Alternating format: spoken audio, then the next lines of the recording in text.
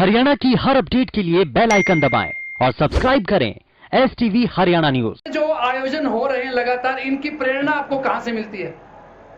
ये शिवरात्रि के इस पावन पर्व की बहुत बहुत सभी को शुभकामनाएं, बधाई। प्रेरणा देने वाला वही ईश्वर होता है सबको, और ये बाबा जी की पावन स्थली है, यहाँ तपस्या की है उन्होंने, और इस पावन और पवित्र कुटिया से बाबा के आशीर्वाद से सदैव मैं तो कहता हूँ कि जब तक हम हैं इस दुनिया में, ये मेले कुटिया में यूँ ही लगते रहें, और उनका आशीर्वाद, उनकी प्रेरणा से जो ये काम हो रहे हैं कुटिया में, ये यूँ ही चलते रहें। तो ये लगातार आयोजन का क्रम जो है वो लगातार जारी है। इस बार की तो 4 जो बड़े प्रोग्राम हैं, इससे पहले भी 272 जो कन्याओं की शादी करवाई है, और अब जो एक नई घोषणा की गई है कि हर जो नवरात्र आएंगे उनमें विवाह करवाया जाएगा। आप क्या कहते हैं? देखो, ऐसा है कि हमारा सिरसा और आसपास का जो इलाका है वो दिल्ली से, NCR से बहुत दूर है। यहाँ लोगों के पास काम नहीं है और बेरोजगार हैं, कोई बड़ी इंडस्ट्री नहीं है। हर ज़रूरतमंद व्यक्ति जो शादी के वक्त अपना एक छोटा सा मकान गिरवी रखे या अपनी आधा एकड़ ज़मीन गिरवी रख के यहाँ शादी करता है, तो कुटिया की तरफ से, इस पवित्र धाम तारकेश्वर धाम की तरफ से जिन कन्याओं की हाथ पीले हो सकें, जिन भाइयों को यहाँ मदद मिल सके तो बाबा के आशीर्वाद से, तो मैं चाहूँगा कि पहले भी 2, 3, 4 दफ़ा यहाँ 200 लड़कियों की, 51 लड़कियों की बहुत सी शादियाँ हुई हैं, और आज भी जितनी भी कन्याएं आई, और ये क्रम ऐसे ही चलता रहे नवरात्रों पे, शिवरात्रि पे, तो जितने लोगों की मदद हो सके तारकेश्वर धाम में। जो आज ये सामूहिक विवाह का आयोजन हुआ है, कई लोग जो इसको राजनीति से जोड़ के देखते हैं, लेकिन चुनाव आप सिरसा से लड़ते हैं, यहाँ भागीदारी जो है पूरे जिले की जो लड़के लड़कियों की रही है। देखो, ऐसा है कि कुटिया में आने वाला व्यक्ति कहीं से भी आ सकता है। ये एक मंदिर है, एक धाम है, और राजनीति एक अलग की बात है। और आज कोई इलेक्शन थोड़ी है जो राजनीति की बात है, उनका काम है राजनीति करने वालों का राजनीति से जोड़ना। मेरा काम है राजनीति में भी सेवा करना, और मैं वही करता रहूँगा। वो राजनीति से जोड़ें, किसी से जोड़ें, ये उनका काम है, वो अपना हिसाब किताब लगाते रहें। तो बाबा तारा कुटिया के जो तत्वावधान में चैरिटेबल ट्रस्ट चल रहा है, उससे नेत्रालय चल रहा है एक, उसमें बड़े संख्या में ऑपरेशन भी करीब 50,000 हुए। तो ऐसे जो और भी कार्यक्रम है, आपके क्या सपने हैं? क्या आप सिरसा वासियों के लिए और दूसरों के लिए क्या आप यहाँ सौगात ऐसी देना चाहते हैं?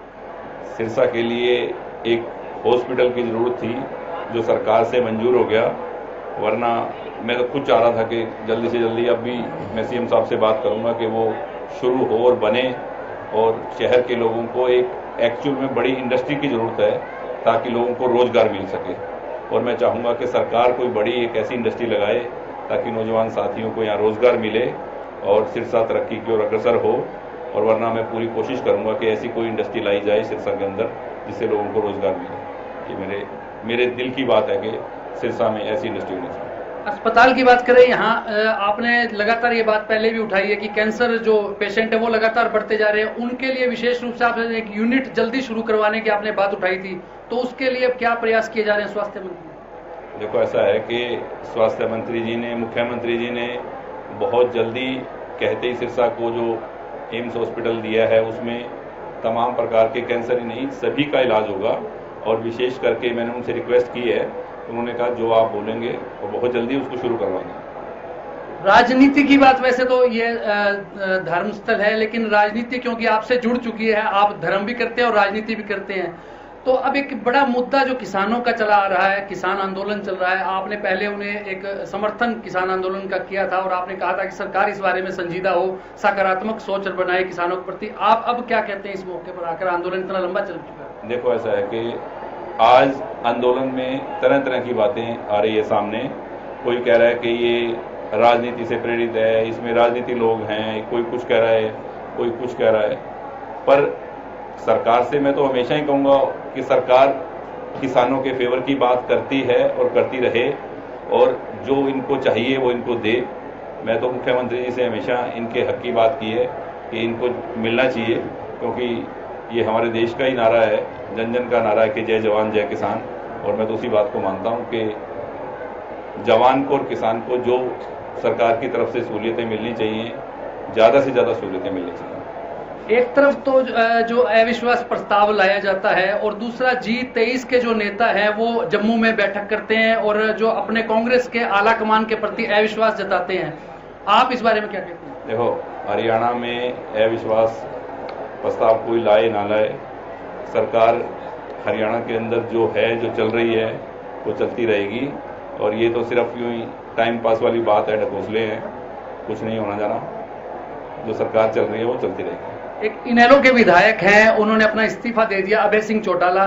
तो आप क्या मानते हैं, क्या वो इस्तीफा जायज था या कोई और भी रास्ता हो सकता था अपना विरोध दिखाने का? आपको क्या लगता है? देखो, ये उनकी सोच है।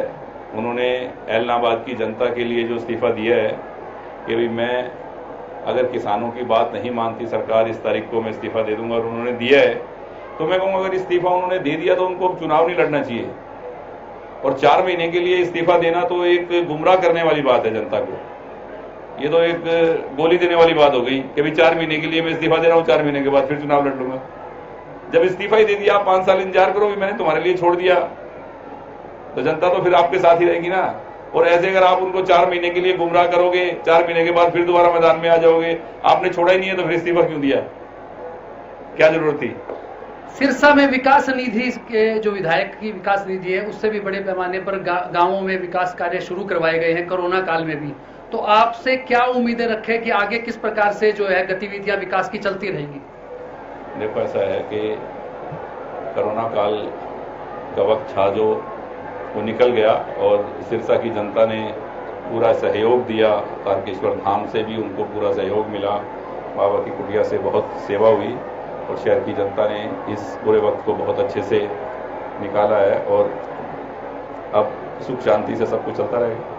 अब एलनाबाद उपचुनाव की आपने बात छेड़ी, तो एक बड़ी चर्चा जो चली हुई है कि गोविंद कांडा जी चुनाव लड़ने जा रहे हैं भाजपा की टिकट पर, तो ऐसा आपको क्या कोई बातचीत हुई है? देखो, ये अनुमान आप लगा रहे हो, ना तो मेरी किसी से बात हुई, ना मुझे किसी ने कहा ऐसा। ये तो सब आप लोगों के अनुमान है, आप कुछ भी लगा सकते हैं।